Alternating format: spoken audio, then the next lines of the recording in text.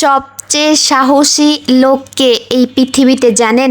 একজন কন্যা সন্তানের বাবা, যার সাহসের কোনো তুলনাই হয় না। আজকের গল্পটাই হচ্ছে একজন সাহসী বাবাকে নিয়ে। আমার মতে এই দুনিয়াতে সবচেয়ে বড় আর সবচেয়ে সাহসী মানুষ হচ্ছে কন্যা সন্তানের বাবা।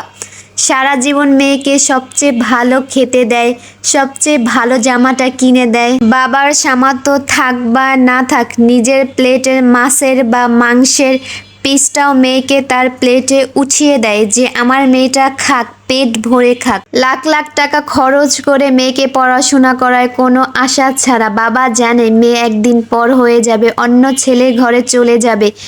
বাবারা কত স্বপ্ন দেখে মেয়েকে নিয়ে, কিন্তু দিন শেষে মেয়েকে কি করতে হয়? পরের ঘরে চলে যেতে হয়। তবুও মেয়েকে ভালো শিক্ষা প্রতিষ্ঠান থেকে পড়ানো হয়, ভালো প্রাইভেট, ভালো ভার্সিটি।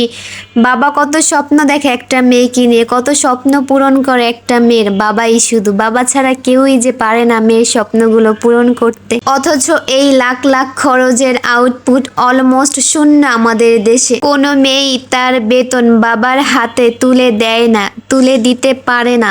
দিলেও বাবা নেয় না। হ্যাঁ, এটাই আমাদের বাবা। সমাজটাই এরকম। সারা জীবন এত কষ্ট করে পালা মেয়েও অনেক সময় বাবার অসুস্থতায়ও আসতে পারে না।